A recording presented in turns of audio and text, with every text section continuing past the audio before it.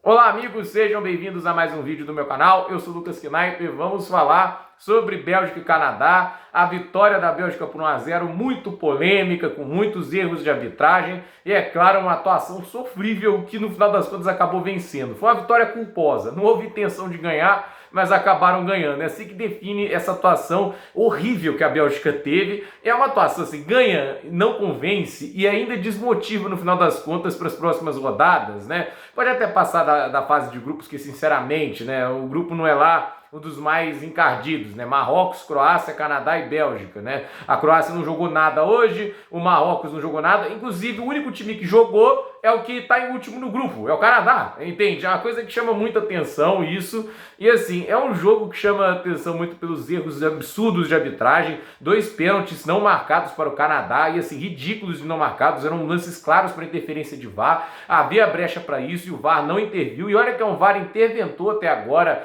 nessa Copa do Mundo, não tem que ter vergonha de dar 2 pênaltis para o mesmo time na partida, isso acontece, se é um erro claro de arbitragem, tem que marcar, por isso que eu fico muito irritado às vezes com o uso do VAR, né? O VAR ele tem que ser utilizado nesses lances, não existe o negócio do mais pênalti ou menos pênalti, nos lances foram pênalti. Se não há um pênalti marcado e o VAR pode corrigir isso, tem um erro claro de arbitragem que pode decidir o rumo da partida. E foi isso que aconteceu. No primeiro tempo em que o Canadá finaliza 14 vezes contra acho que 2 da Bélgica, uma coisa nessa proporção, acho que foi 3, né? Mas seja como for, a Bélgica finalizou muito pouco no primeiro tempo, né? Parecia um jogo assim que a Bélgica totalmente perdida, não conseguia sair jogando. Inclusive, é o que eu falo, essa saída de bola da Bélgica é nojenta. É uma transição interminável de passes entre zagueiros, vai para as alas, outro zagueiro vai para o goleiro e perde a bola, porque é isso que me espantava mais, entende? Eles iam recuando, igual o exército russo na Ucrânia, avançando para trás e no final das contas eu perdi a bola. O Canadá ainda conseguia pressionar e roubar a bola deles. A progressão para ataque é uma coisa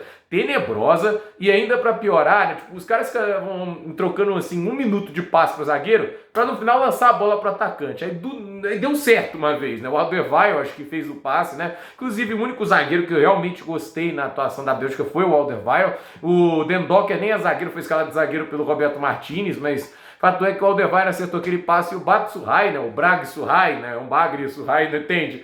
Foi lá e fez o gol, né?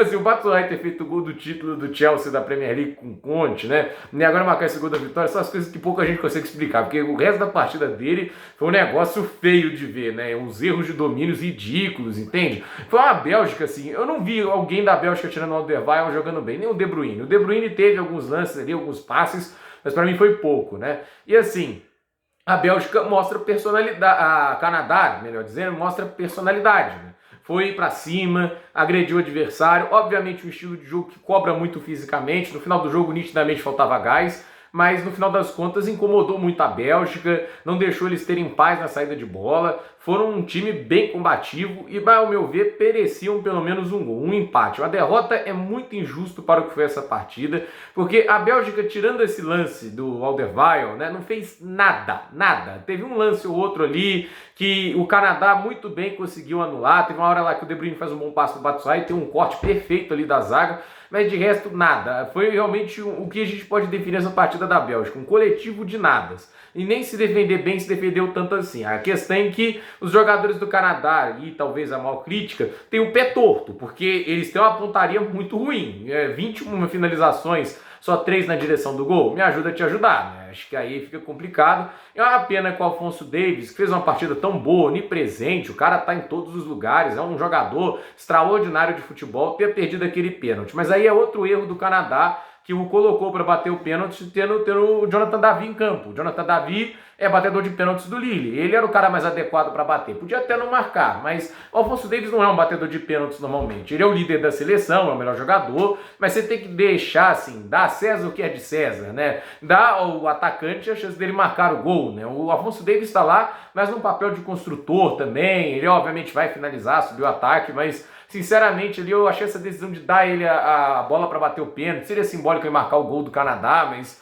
eu achei equivocada, né? Fato é que é um jogo que chama atenção pelo resultado, visto que a gente não conseguiu ver isso em campo, mas é uma Bélgica que, eu vou ser sincero, não dá para ter medo dessa Bélgica. A Bélgica de 2018 era outra história. Tinha um Kompany no auge ainda, jogando muito futebol, o Vertonghen estava no auge, a seleção tinha o Lukaku no auge, o Hazard no auge, entende? Tá todo mundo no auge, era uma seleção melhor. Essa seleção tem até umas peças novas, né? O Amadou Naná, o Tielemans, que são ótimos jogadores, mas não fizeram nada hoje, né? Mas a questão é, você tem até novos jogadores, Charles de Ketelaere, né? Tem alguns jogadores novos aí que surgiram para a Bélgica, mas as perdas foram consideravelmente maiores. Essa zaga da Bélgica não me inspira confiança, as alas são péssimas, entende?